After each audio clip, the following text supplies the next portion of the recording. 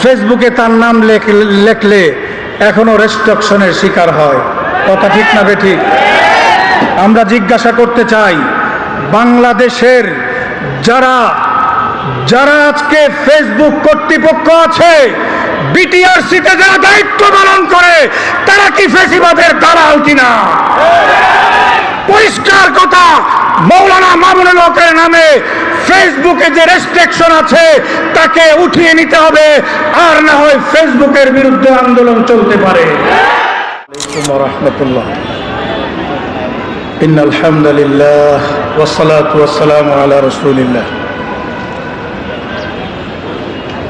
বাংলাদেশ খেলাফত ছাত্র মজলিসের আয়োজনে আজকের এই শিক্ষা সমাবেশের মহতারাম সভাপতি, উপস্থিত বাংলাদেশ খেলাফত মজলিসের মহাসচিব মৌলানা মোহাম্মদ মামুনুল হক, সংগঠনের বিভিন্ন পর্যায়ের দায়িত্বশীল ভাইরা, আমার সামনে উপবিষ্ট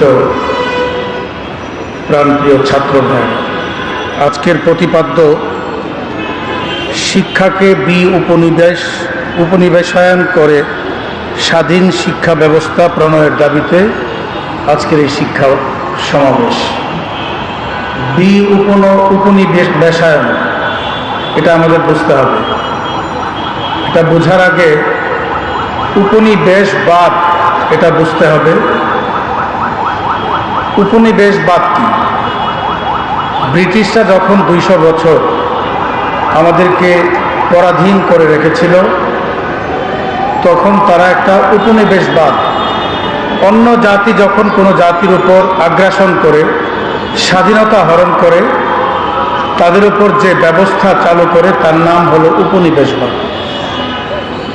আজকে বাংলাদেশের প্রায় 70 বছরের বেশি স্বাধীন হয়েছে 1947 থেকে।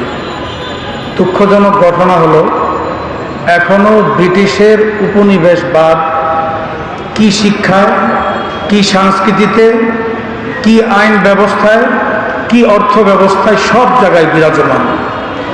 আমরা কথায় কাগজে কলমে স্বাধীনতা পেয়েছি। 47 সালে ব্রিটিশ থেকে স্বাধীনতা পেয়েছি, 1971 সালে পাকিস্তান থেকে স্বাধীনতা পেয়েছি। প্রশ্ন হলো, আমাদের উপনিবেশবাদ কি শেষ হয়ে গেছে?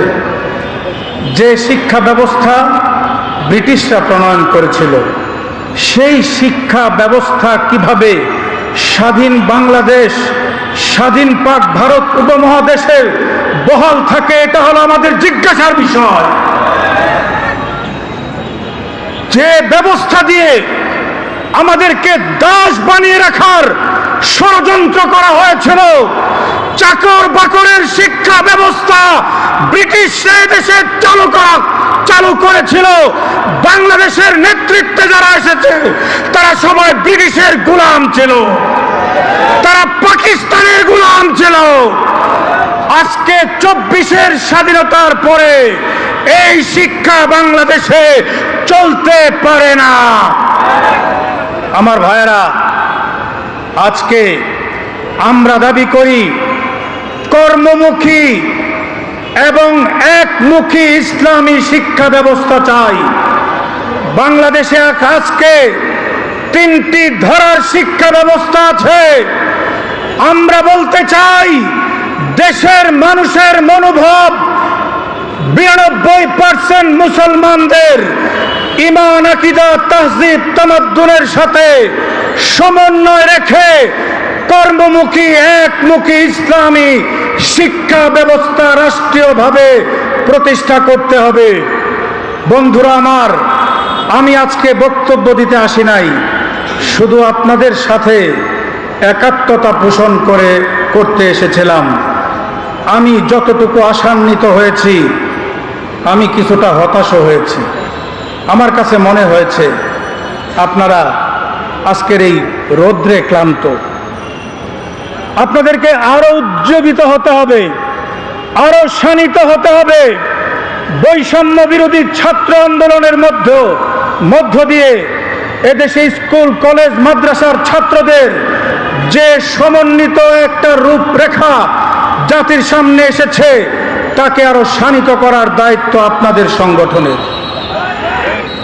আপনারা যদি সিদ্ধান্ত নিতে পারেন, আপনারা যদি গোটা বাংলাদেশের সর্বসেক্টরে কাজ করতে পারেন, বাংলাদেশে ইসলামী খেলাফত হবে। আল্লামা মামুনুল হক আজকে কাজ করে যাচ্ছেন, তাকে নিয়েও ষড়যন্ত্র হচ্ছে।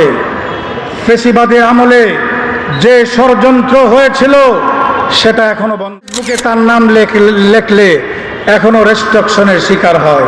কথা ঠিক না বেঠিক?